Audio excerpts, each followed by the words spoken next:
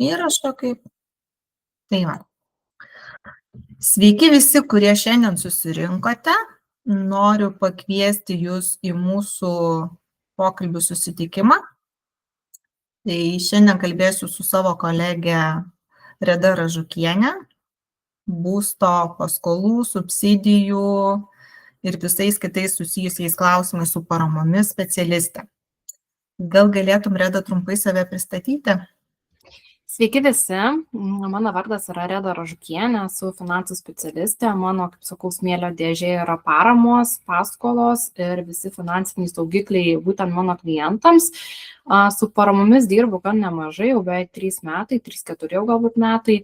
Pati naudojausi paramą su savo šeima, tai mano žinios nėra tik teorinės, tai yra praktika, mano praeitas kelias, pačios kailių, tai viską realiai žinau.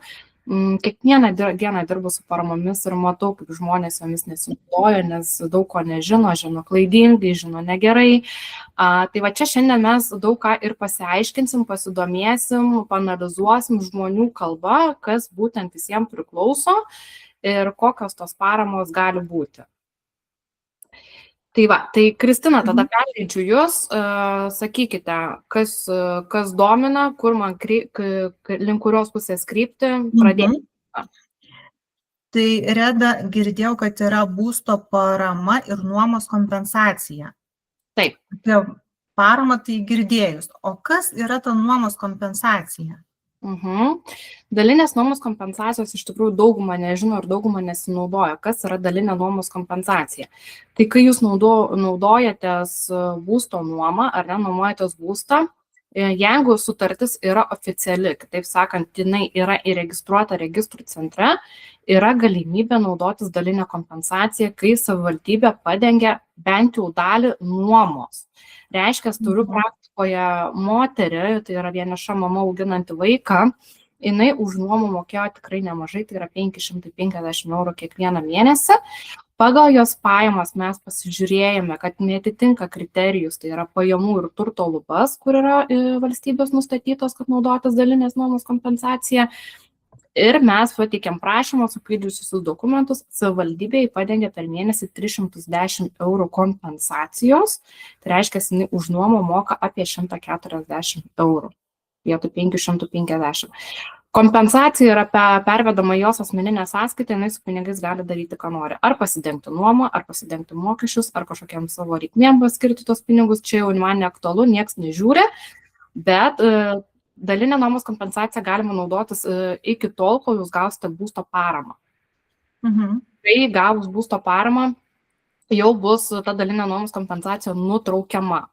Ir kas yra gerai, kad tikrai padengia nemažą dalį. Svarbiausia, kad būtų oficiali sutartis. Ir kaip tik norėjau šito klausti. Bet tada klausimas iškyla kitas.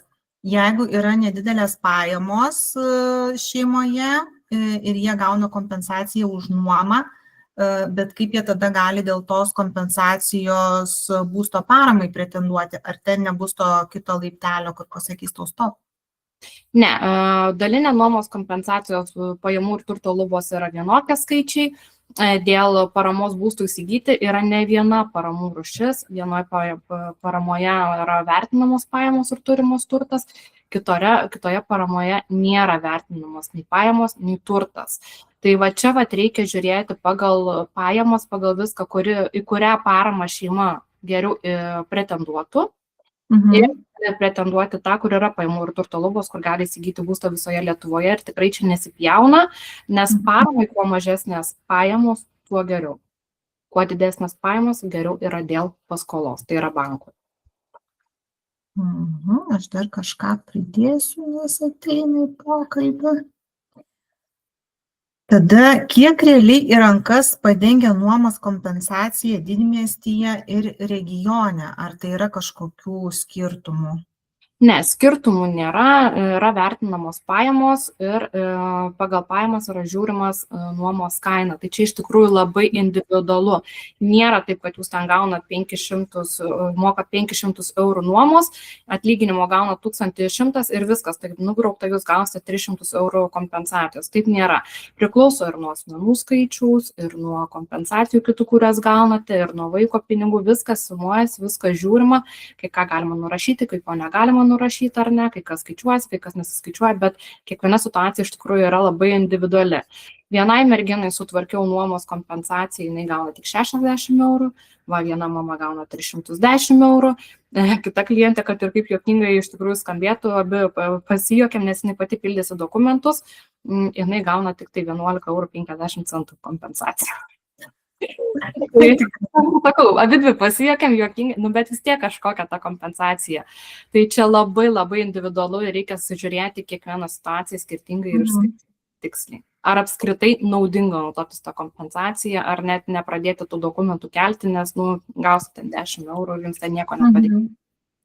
Ir tada čia geriausiai susėsti individualiai ir kalbėtis, nes gali būti, kad ta parama realiai labiau apsimoka negu nuomos kompensacija. Tikrai taip, dažniausiai būna, kad kol mes sutvarkom nuomos kompensacijos dokumentus, jau pasileidžia kvietimai teikti dėl paramos dokumentus. Ir žiūrėkit, jau reikia būstą žiūrėtis, tai jau ten to nuomos kompensacijos neapsimoka tvarkytis. Plus nuomos kompensacija yra mokama iki einamųjų metų pabaigos, tai reiškia sausio mėnesį vėl iš naujo reikia teikti prašymą, tai va čia irgi reikia žiūrėti, ar mes spėjom susitvarkyti viską, ar nespėjom, ar sutartis bus pratęsta, ar ne, nes gal sutartis baigsis vasario mėnesį, gal jau savininkas nebepratęs tos sutarties, gal nenorėsi tęsti, nes viena iš sąlygų irgi, kad sutartis turi būti sudaryta ne mažiau nei metam laiko. Ir jinai turi būti registruota. Supratau. O tai leiskim, kaip viskas greitai sutvarkoma, ar labai ilgos eilės dėl tos kompensacijos, nuomos kompensacijos laukti? Nuomos kompensacija eilių apskritai nėra, pateikiami dokumentai bet kuriuo metu laiku ir per 20 darbo dienų dažniausiai yra gaunamas atsakymas dėl kompensacijos suteikimo, nesuteikimo. Ir kokia yra mokama. Ir tada jau pradeda nuo to mėnesio mokėti tą kompensaciją į žmogaus asmeninę banko sąskaitą.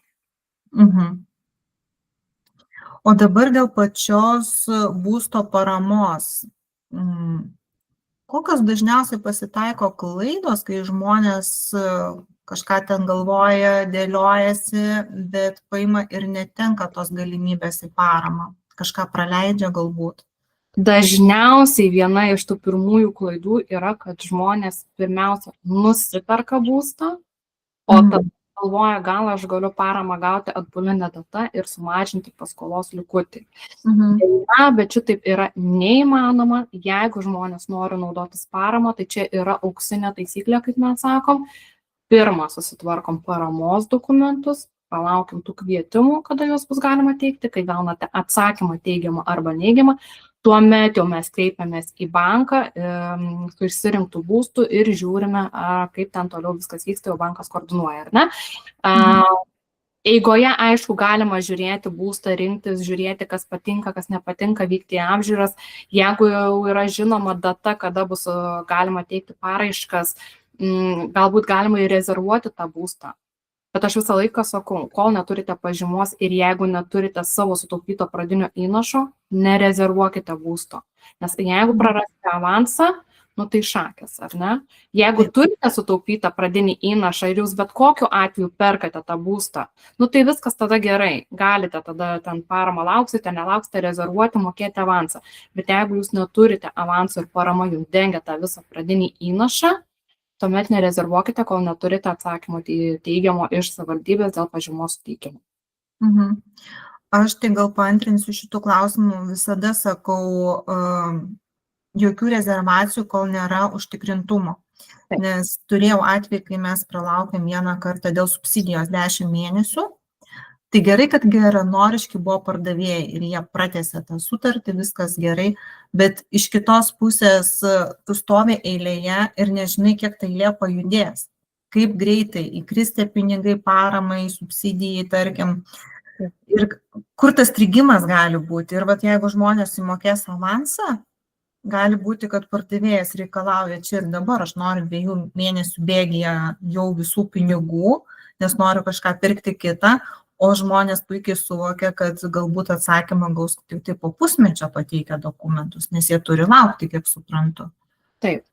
Taip, tikrai parama nėra suteikiama čia ir dabar, eilių nėra, bet parama nėra suteikiama čia ir dabar, nėra kažkokio prioriteto, kad va čia žmogus su šeima turintis neįgalumą šeimoje asmuo kažkoks yra, ar tai viena mama ar tėtis augina vaiką, čia jiem prioritetas, taip nėra, viskas yra vertinama pagal laiką, pagal dokumentų pateikimą, pagal jų teisingumą ar ne, tai tikrai net ir pateikus visus dokumentus teisingai nėra 100% garantijos, kad jūs gausite tą pažymą. Tai va čia visą laiką išlaukite.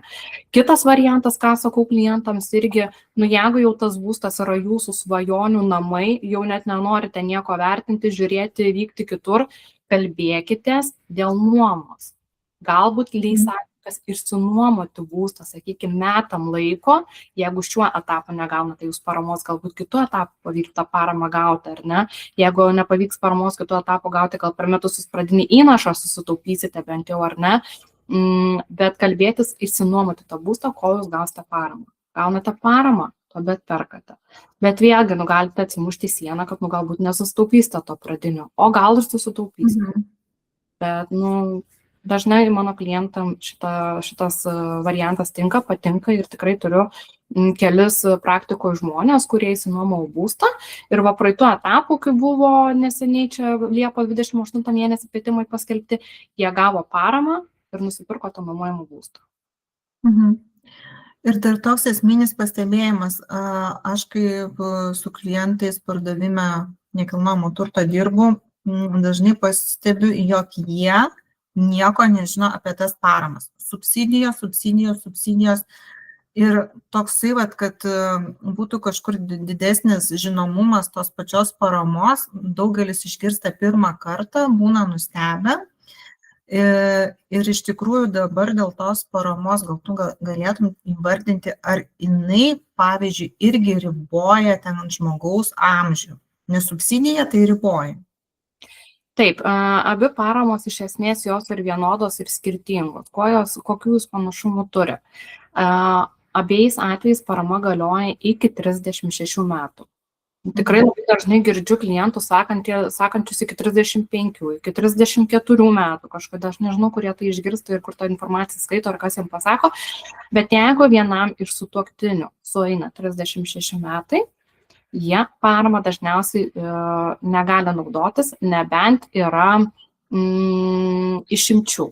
Išimtis yra tada, kai šeimoje auga arba gyvena neįgalus asmuo. Jeigu šeimoje yra 3 ir daugiau vaikų, reiškia šeima yra daugiavaikė, arba jeigu vienas tėtis arba mama augina vaikus, pagal teismo nutartį vaikų gyvenamoji vieta yra paskirta su vienu iš tėvų ir jie augina juos, tada į amžių nėra žiūrima. Tikrai turiu praktikoje klienčių ir 43 metų, kurie gavo paramą, tai yra vieniša mama, su vienu vaiku gavo paramą, bet aišku, reikia žiūrėti galimybės gauti paskolą. Ar viena mama su, tarkim, 1200 eurų atlyginimu ir, tarkim, kokiais 2-3 vaikais, ar jinai gali gauti paskolą? Nes dažniausiai tokiu atveju paskolą gali gauti 20 000 eurų, kaip žinome, už tokią sumą, kuris šiai dienai mes nieko nenusipirksime, net turbūt ir kambario barake, ar ne? Tai reikia irgi vertinti paramą gerai, kad mes gausime, viskas yra gerai šito vietoj, bet jeigu jūs negaunate paskolos, jums parama tiesiog nieko ir nepadės. O jums būsto nenupirks. Labai įdomi iš vienos pusės kažkokia tai parama, bet daug tada tokių subtilybių. Ir kaip pagalvoji iš žmogiškosios pusės, tai nuomai tu sukrapštysi kažkaip, bet nuo savam būstui ir galbūt netgi pigesniam variantui, tai be šansų tada lieka. Ir dažniausiai, kaip aš sakau, pasiėmęs banko paskolą, tu mokėsi netgi mažesnę mėnesio įmoką, negu tu mokėtum nuomą.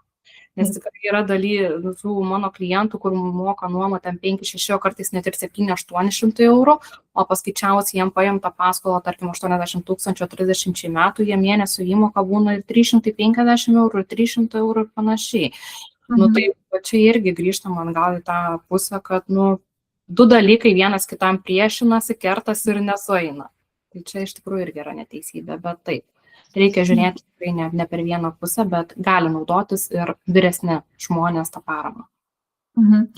O kaip, pavyzdžiui, ta parama, jinai yra gyvenime tik tai vienkartinė, ar gali būti taikoma pakartotinai? Vat jeigu žmogus yra kažkur apie 30 metų ir ištinka visokių situacijų, galbūt skyrybos, dar kažkas ir, pavyzdžiui, jisai sugalvoja po kokių 7 metų vėl pretenduoti. Galima. Tikrai galima. Parama ir, kaip pasakyti čia, kai jūs gaunate paramą, jūs negalite būsto parduoti, nuomoti ar išsimokėti paskolos anksčiau negu 5 metai. Tai reiškia, yra vertinama 5 metų laikotarpis, ar jūs turėjote nekilnojamo turto, kokia tai yra kvadratūra, kokia vertė ir taip toliau ir panašiai.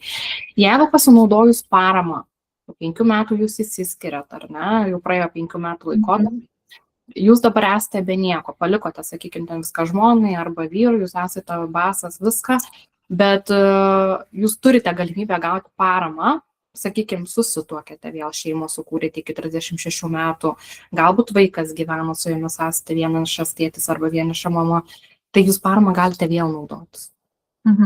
Praėjus 5 metų laikotarpiu galite vėl bandyti naudotis paramą, jeigu patenkate į tą amžiaus cenzą, arba jeigu jums yra išimtis, kad cenzas negalioja ir jeigu yra galimybė gauti paskolą, jūs paramą galite vėl bandyti naudotis.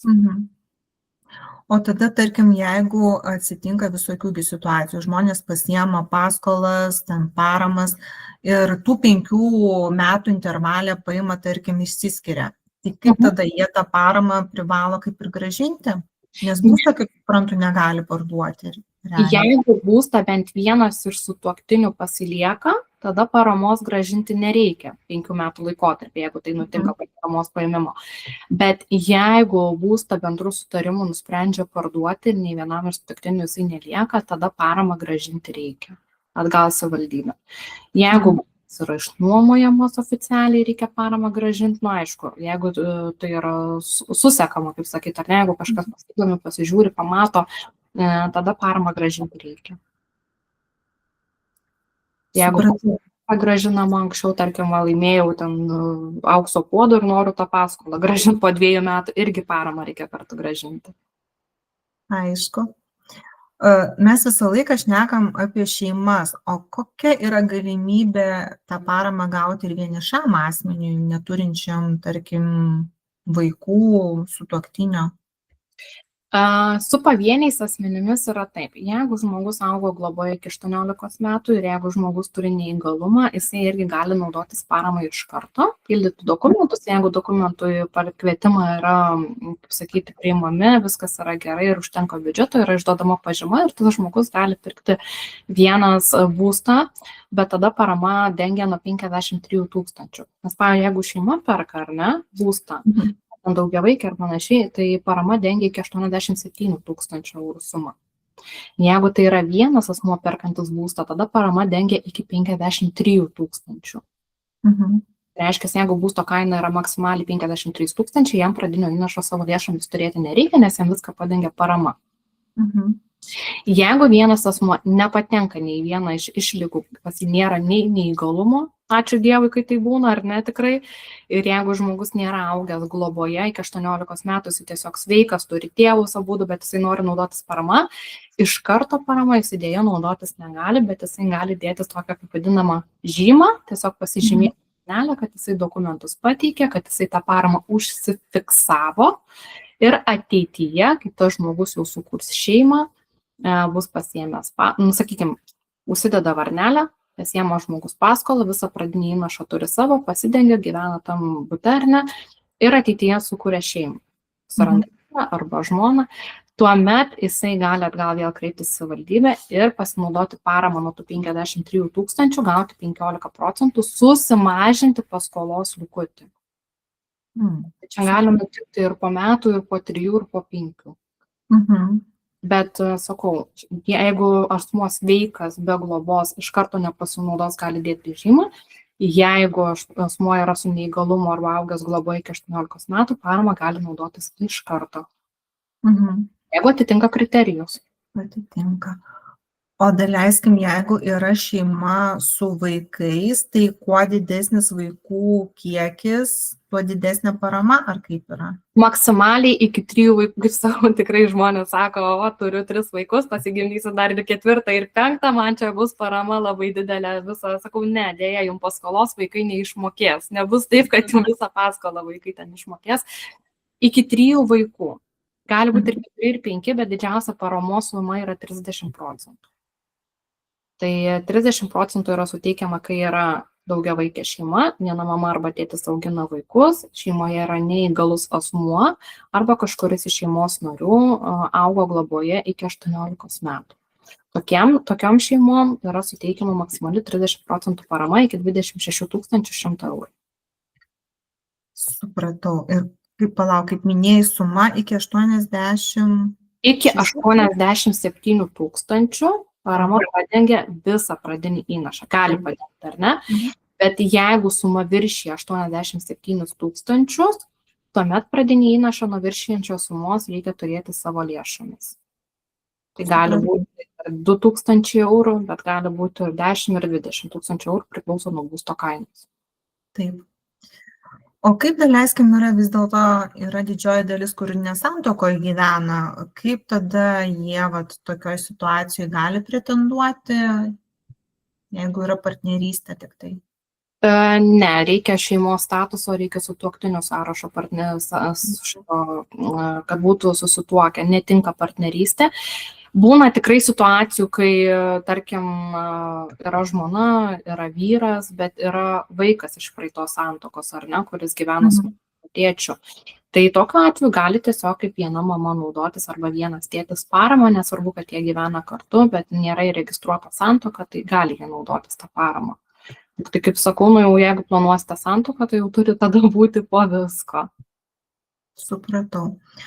O kaip, daleiskim, pasiėmė sutuoktiniai su vienu vaiku šitą paramą ir po kokių poros metų dar vienas atsirado, jie dar gali pretenduoti į didesnę sumą susigrąžinti?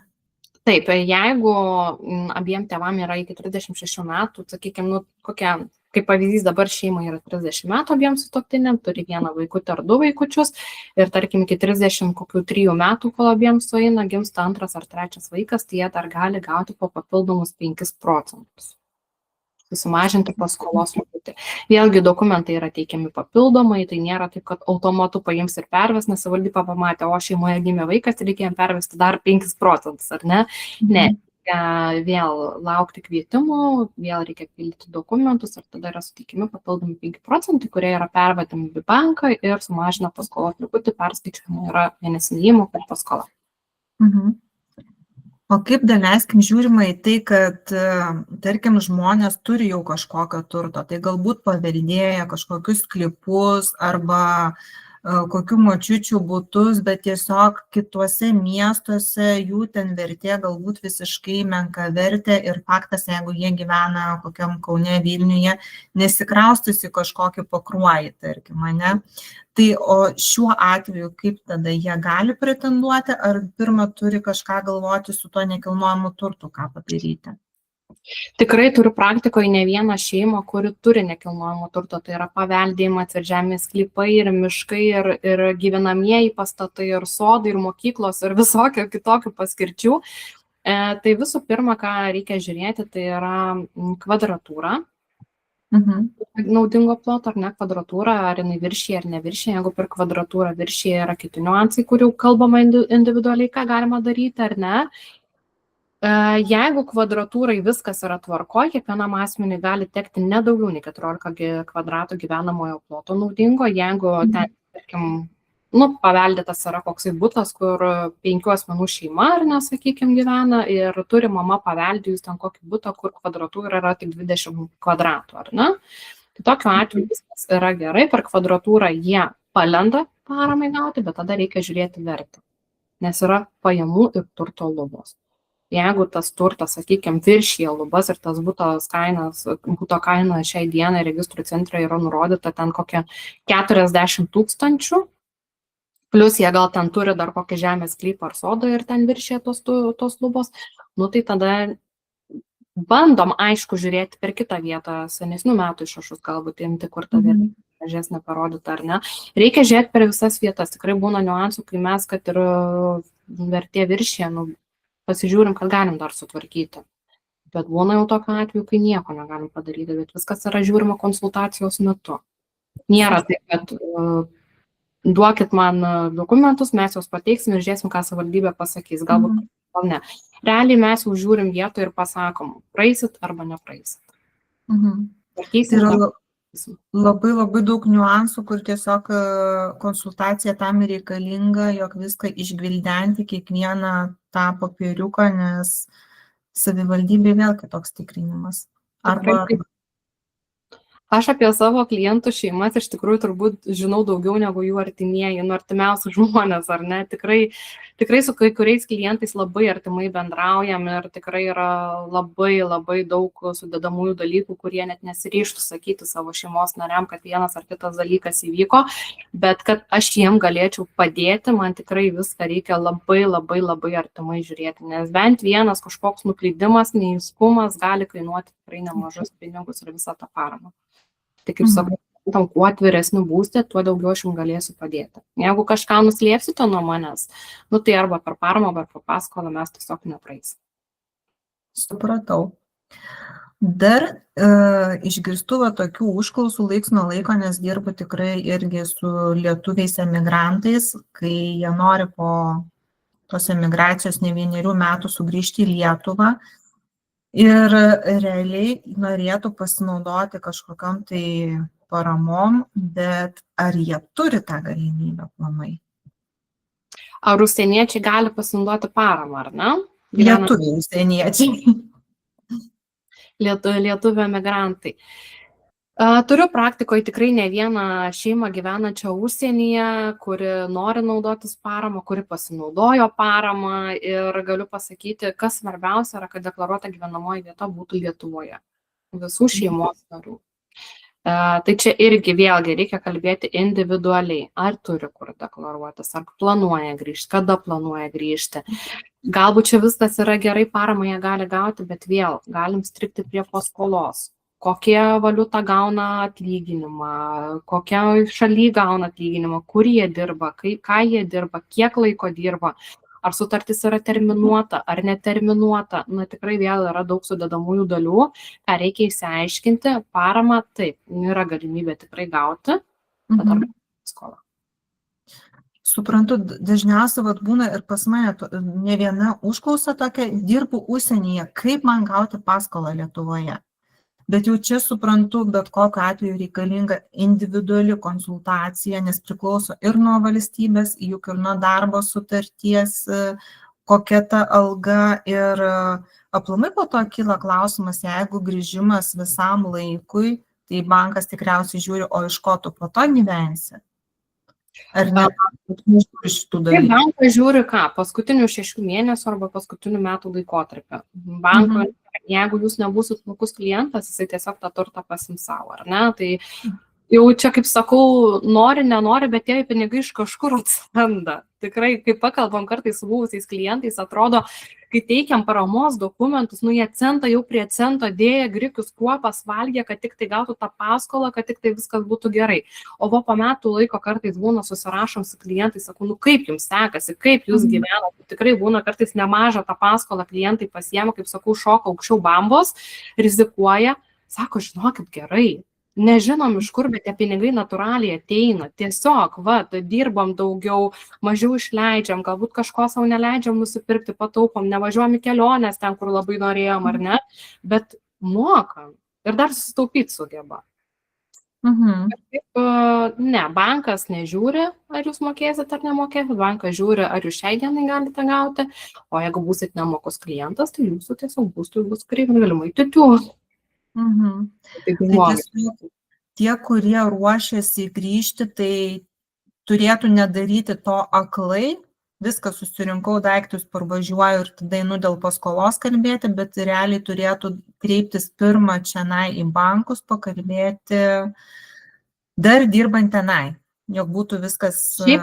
Nerekomenduoju pildyti paraiškų, jeigu jūs neplanuojate rimtai ir nesvarstote dar imti paskolos, nes bankas paskui žiūri ir analizuoja, kiek buvo tų paraiškų pildyta, kodėl žmogus neima tos paskolos, pildo, kas čia galiausiai yra, kodėl tas žmogus ten taip nenori imti tos paskolos. Geriausia visų pirma yra kreiptis į žmogų, specialistą nusimanantį šitais dalykais, įsiaiškinam, ar jums priklauso parama, pasikalbam tų dalykų. Pasikalbam dėl dalinės nuomos kompensacijos, jeigu grįžti neturite kur ir planuojate nuomotis, nes Lietuvoje, kaip žinom, su nuoma tikrai yra labai sunku, kas turi vaikus ir kas turi gyvūnus. Su gyvūnais dar, bet kas turi vaikus, tai čia iš viso baisus minusas tiem nuomininkam, kad atrodo, kad velnias ateitų gyventi.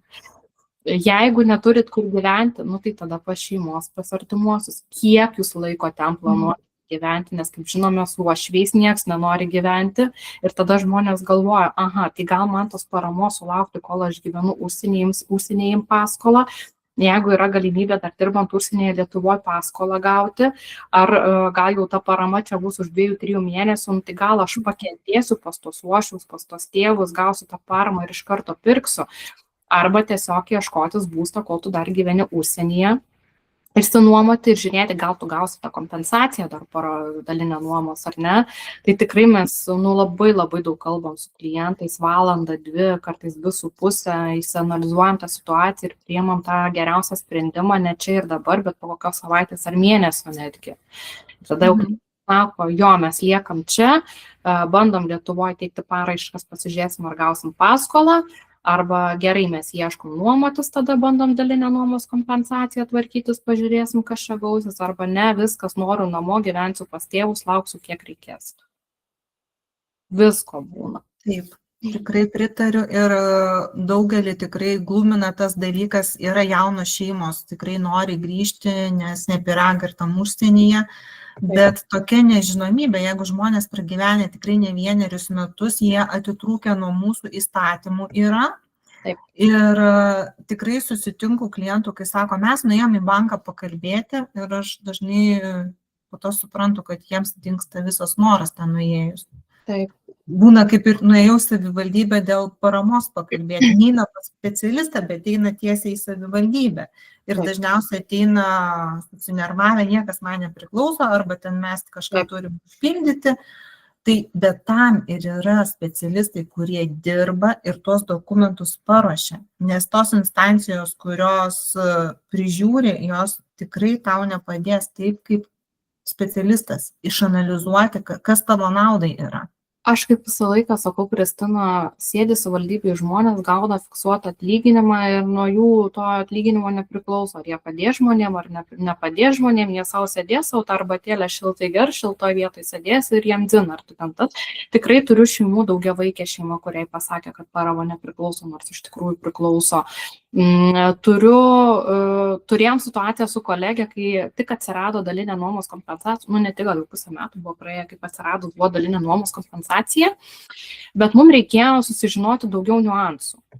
Nelabai mes supratom, irgi pačios tą įstatymą, norėjom greičiau paskambinti telefonu, tegu mums savivaldybės darbuotojas paaiškina, kaip ką, neminėsiu, kokia savivaldybė čia buvo, koks darbuotojas buvo.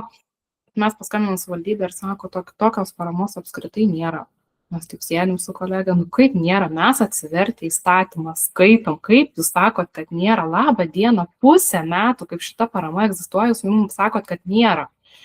Ir tada sėdis valdybės, tikrai, dabar aš matau, žinokit, nežinau, tai įsivaizduokit, jeigu, pavyzdžiui, apsikrausto mama kokią į mažą miestą, reikia į tos kompensacijos, nueina valdybę pasikalbėti, ne, jums nepriklauso, nes tokios kompensacijos net nėra, nors iš tikrųjų yra. Tai ką ta mama, tai nuleis nuo rankas vargšiai ir išeis apsiverkus. Nes, darbuotojas nepasigilino, jisai geriau nuėjo parūkyti už kampo, negu kad atsisėstų tą įstatymą, pasidomėtų, pasižiūrėtų naujienas. Tai yra, pertraukiau kitą, medalio pusę. Kodėl, pavyzdžiui, nesikreipia konsultacijai? Tai tos posakis, tai man reikės pinigus mokėti. Bet tai tu sumokėsi, kiek už paprastą konsultaciją, Reda? Pas mus yra fiksuotas susitarimas su visom kolegom, 50 eurų yra konsultacija, bet aš kaip sakau, mes trunkam tikrai ne 10 minučių, nėra taip, kad aš jums numetu kažką, mes analizuojam situaciją, mes žiūrim kiekvieno kliento situaciją individualiai, kas priklauso, kiek priklauso, ką daryti, ko nedaryti, galbūt kitiem reikia daugiau pagalbos, daugiau sudedamųjų dalių, už ko aš papildomą mokesčio tikrai neėmu, aš paduodu kontaktus, jie susitarė su žmonėmis. Reikia ar ne, kur praeiti, ką daryti, ką sakyti, aš tikrai neėmu nei centų už tai. Mes būna kartais po konsultacijos su žmonėm ir pusę metų bendraujam, kol jie priema sprendimą, kad jie nori naudotis paramą ir aš atsakau į visus klausimus iškylančius ir kartais būna tikrai žmonių, kurie nusprendžia nesinaudoti tą paramą, tų klausimų krūvą užduoda, o nesprendžia nesinaudoti tą paramą. Gal jie ten artimiesiam pasako tą visą informaciją, aš nežinau, bet 50 eurų ir aš tikrai nuo širdies visą atsiduodu, analizuoju, kartais net ne pagal savo darbo sritį ieško informacijos, kur man net nepriklauso, kur aš visiškai esu žalia, bet tikrai, jeigu matau, kad žmogui reikia pagalbos, tiesiog aš knistuosiu to informacijos gausybį ir numetu, ar kokią nuorodą, ar paaiškinu, ar pati net paskambinu, jeigu reikia. Tai tiesiog nusakau, kiekvienas žiūri savo. Man tai yra atlyginimas, man tai yra darbas, man šitas darbas patinka, man jis yra mielas ir aš neskaičiuoju dažniausiai nei laiko, nei pinigų. Būna tikrai atveju, kai net nieko neėmu už konsultaciją, jeigu matau, kad šeimų tikrai striuka yra su pinigais, tai tiesiog jau būna žmogiškasis faktorius suveikia ir tiesiog darai, nes matai, kad žmogui reikia. Yra tokių šeimų faktas, bet sakau, kartais tų 50 eurų atperka galbūt keletą tūkstančių, jeigu ne keliasdešimt. Nes dėl tos pačios paskolos, tarkim, o tu dirbi irgi su tarpininkais, jog žmogus galėtų, atėjęs pas tave, jis galėtų susitvarkyti ir tą pačią būsto paskolą, ne?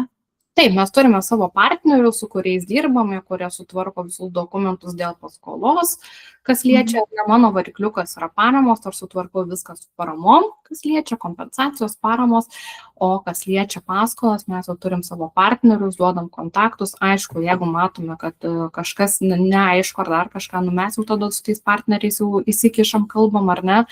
Bet šiaip mūsų partneriai tikrai viską aiškiai pasako, papasakoja, padeda geriausias sąlygas gauti, didžiausią paskolą padeda gauti, išmušti tas sąlygas geriausias ar ne. Ir tikrai dar nebuvo žmogaus, kuris negautų paskolų. Ar tai dirbantis užsienyje, ar tai būtų Lietuvoje su dideliu atlyginimu, ar tai būtų ir su antstoliais žmonės, kartais sako, aš turiu antstolių, pas mane bloga istorija. Tikrai partneriai yra, kurie padaro, ta prasme, ištransliuoja bankam taip, kad kodėl šitas klientas gali būti jums naudingas. Todėl, kad pas antstolį galima labai lengvai papulti. Dirbu irgi su klientais, kurie, pavyzdžiui, atsiranda netikėčiausiais dalykais. Jie negyvena Lietuvoje, lieka kažkokia tai užmesta sąskaita, kai tu negyveni pašto dėžutės netikrini. Kažkur tai užmesta sąskaita, kai jau nueina iki teismų, pas antstolius ir tu tiesiog net nežinodamas gali ten atsidurti. Taip, tikrai buvo mano klientai, kur turėjo baudą už greičio viršijimą.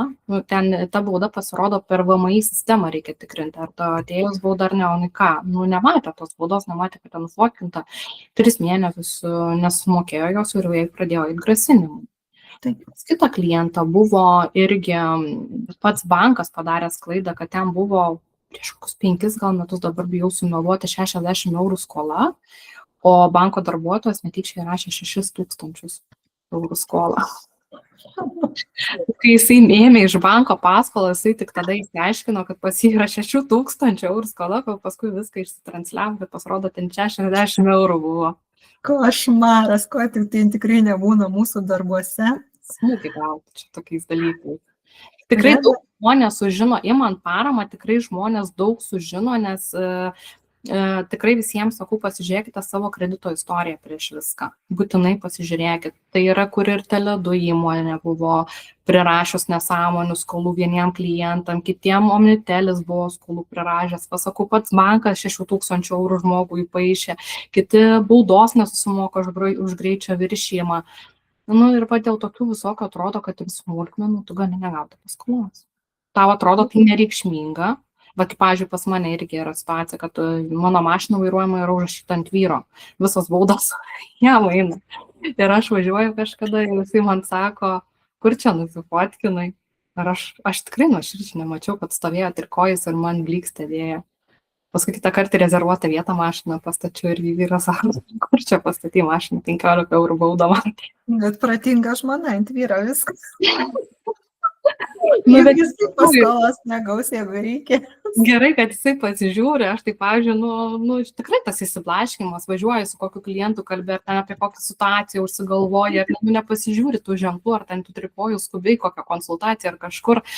Nu ir va būna tos gyvenimiškos situacijos, kur natūraliai taip gaunasi ir tu praleidi tiesiog. Ir va pasirodo, kažkiek metų gali tau labai stipriai atsiliepti. Taip, tokie dalykai tikrai kažkur pražioplinami ir atsiliepia. O skaityk, kaip yra su tom pačiom paramom? Kurios geriausia veikia? Yra specifiniai miestai, didmiesčiai, ar jos daugiau kažkur mažuose miestuose veikia? Iš tikrųjų, yra kažkokios specifinės tendencijos? Ne, kaip sakau, paramų rūšių yra ne viena, jų yra dvi. Yra regionų subsidija, kur paramą galite naudotis itin labai siaurai, ten yra normatyvinės subsidijuojamos zonos, pagal kodus reikia žiūrėti, ar ta zona patenka į subsidijuojamas ribas ar ne. Gali šiai dienai jūs išsirenkat būstą, ta zona patenka į subsidijuojamą zoną, o gal po pusės metų, kai jūs jau gausite pažymą, ta zona jau nebepateks išsirinktas namas į subsidijuojamą zoną, jūs būstą padavę avansą, nes tos zonos visą laiką dažnai keičiasi, kartais kelis kartus per metus. Tai čia vat yra parama, kur nežiūri nei pajamų, nei turimo turto vertės. Ten gan mažas yra paramos procentas, jisai yra nuo 10% iki 12,5% tik tais, nepriklausomai nuo šeimos kiekio, irgi jeigu tai yra šeima be vaikų 10%, jeigu šeima su 1-2 vaikais yra berods 12%, jeigu yra daugiavaikė šeima 12,5%, jeigu neklystu. Aš dabar bijau pameluoti, nes beveik niekas nesinaudoja šitą paramą ir mes visus klientus, kiek tai galim, stumėm į kitą paramos formą, tai yra miesto kompensacija, kaip mes vadiname ją, kur galite pirkti būstą absoliučiai visoje Lietuvoje. Tai yra didieji miestai įeina, kas nori iš mažesnių miestų pirkti mažesnėse miestuose, gali kaimeliuose, rajonuose, užmiesčiuose, visiškai yra nesvarbu, kur jūs perkate. Ten yra ir paramos procentai didelė, nuo 15 iki 30%, bet ten yra pajamų ir turto lubos. Kuo didesnė šeima, tuo didesnės tos lubos, kuo mažesnė šeima, tuo mažesnės lubos. O tarkim, dėl, kaip tu sakai, nepriklausomai ten per tų savivaldybių galima žiūrėti, bet jeigu aš, tarkim, dabar deklaravau gyvenamą vietą, tarkim, Kaune, bet to laukimo periode dėl tos paramos, pateikus paraišką, aš persikraustau kažkur tai į rajoną gyventi, visai kitą, tarkim, už kokių 30 km. Ar tai turės man įtakos kažkokios? Jeigu jūs negavo dar pažymos ir persikraustėte, ar persideklaravote, tai reiškia, jau galima atsisveikinti su pažyma, nes jeigu praėjo tas terminas, kol galima dokumentus teikti, tai reikia teikti dokumentus ten, kur esate deklaruoti. Jeigu jūs deklaruojatės kažkur kitur, tai viskas, tada galima jau sakyti, nespėjote nieko. Jeigu jūs deklaruota Kaune, norite būstą pirkti Klaipėdoje, viskas yra gerai. Nesvarbu, kur jūs perkate būstą, visiškai tai nepriklauso nuo jūsų deklaruotos gyvenamosios vietos. Pirkti galite visoje Lietuvoje. Ir gaunat pažymą, gaunate paskolą, viskas sutvarkant, jūs galite deklaruotis arba nesideklaruoti tam būstą, kurį įsigijate. Kaip dabar, tarkim, su kaimo vietovėm? Ar lygiai taip pat, pavyzdžiui, dengia tą paramą? Tai paramą aš kaip suprantu, kad greičiausiai dengia, bet bankas tada jau skirtingiau žiūri kaimo vietovės negu į miestą, ne kreditavimą.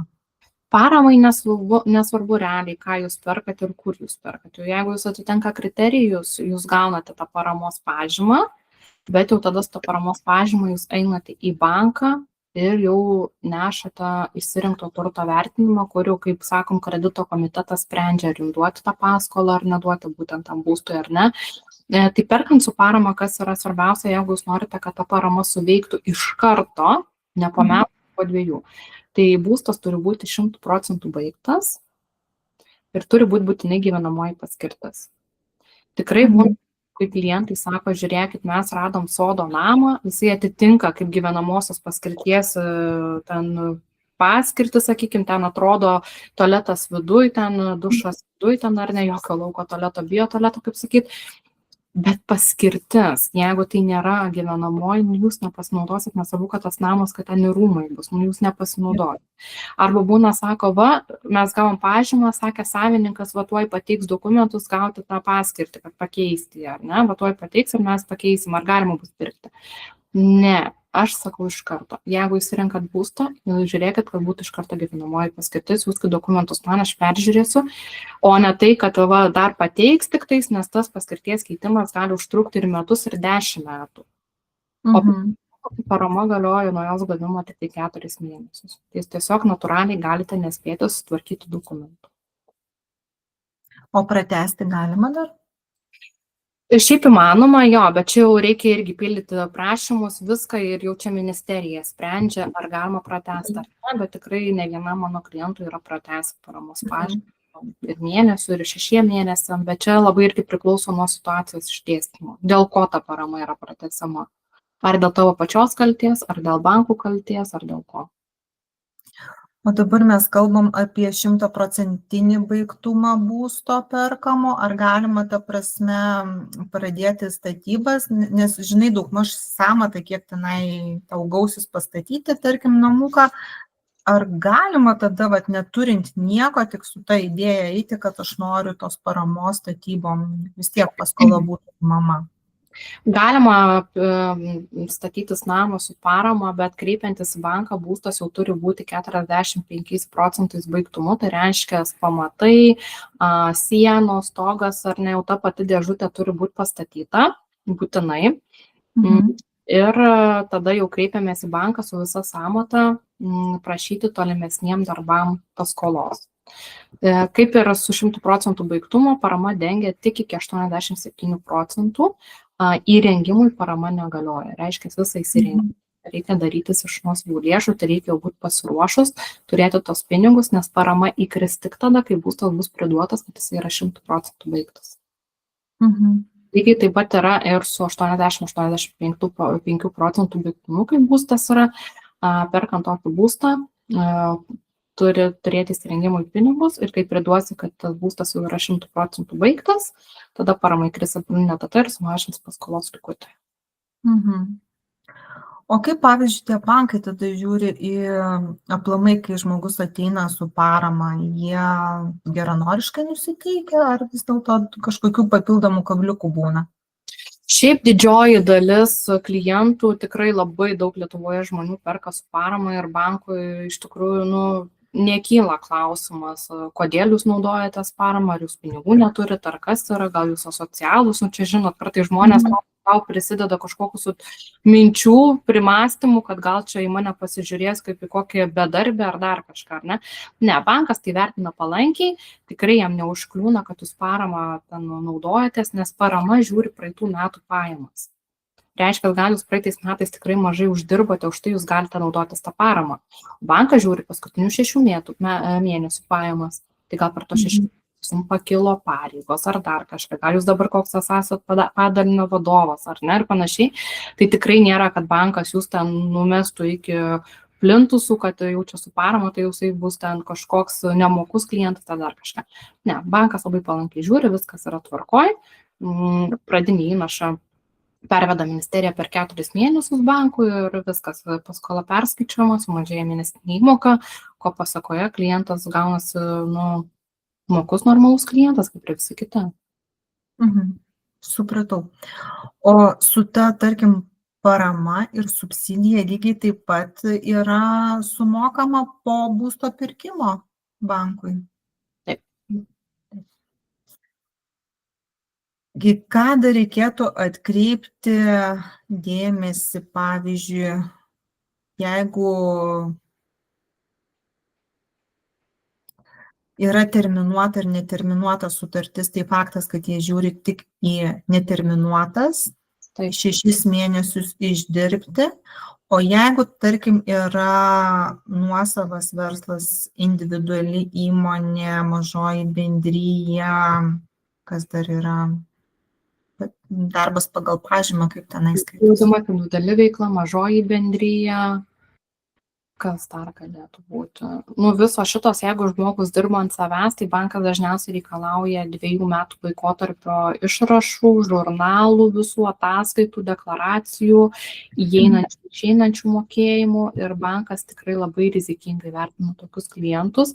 Aš kaip sakau, čia mano praktikoje, man atrodo, mano akimis normalu, nes žmogus visą laiką bus interesuotas daugiau uždirbti, dirbdamas ant savęs. Dirbdamas pagal darbo sutartį, tu bet kada gali būti atleistas, išmestas, įmonė gali būti bankrutuoti ar panašiai. Bet bankas žiūri kitaip, jisai laiko žmonės, kurie dirba pagal neterminuotas darbo sutartis, patikimais klientais, kurie bus mokus. Tai jeigu tai yra mažoji bendrija, individuali veikla ir verslo liudijimas, aišku, tikrai yra galimybė paskolą gauti, tikrai yra ne vieni klientai gavę tą paskolą, ir normalią paskolą, nemažą kažkokią, bet vėlgi viskas vertinama individualiai.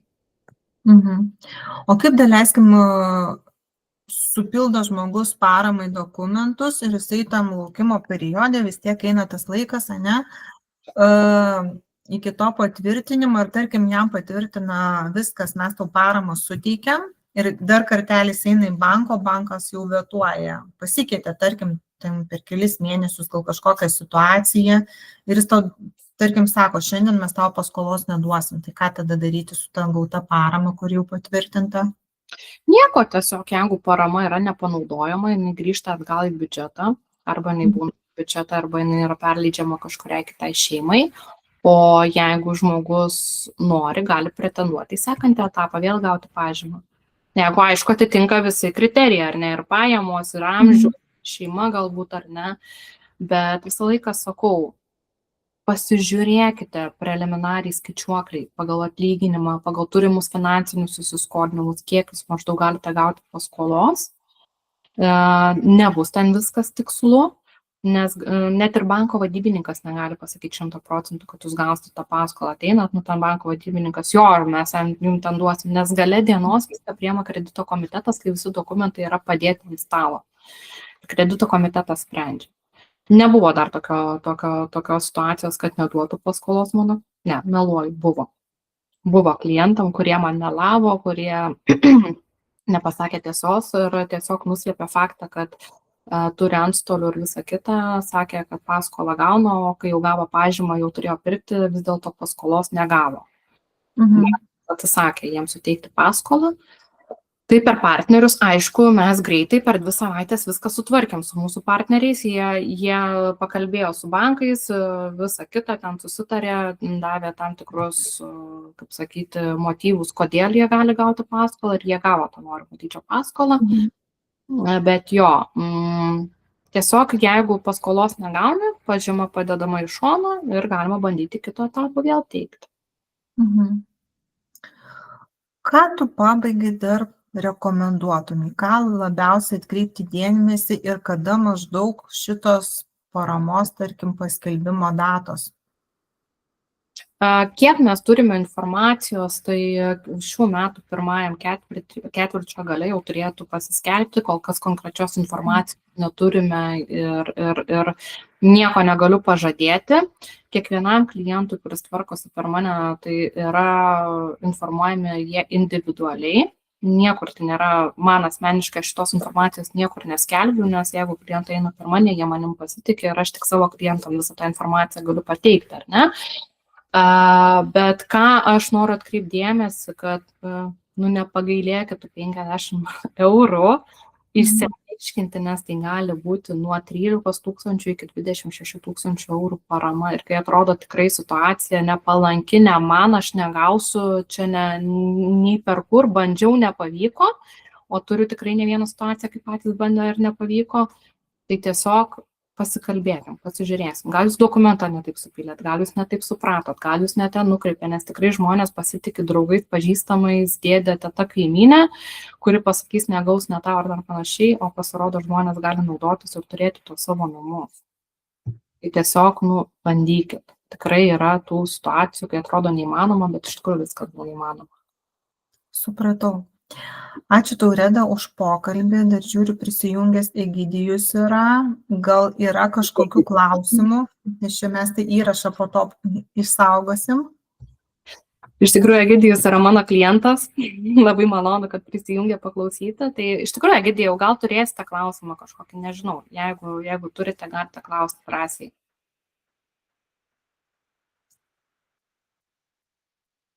Ne, nėra klausimų. Dėkui. Parašys, jeigu reikės asmeniškai.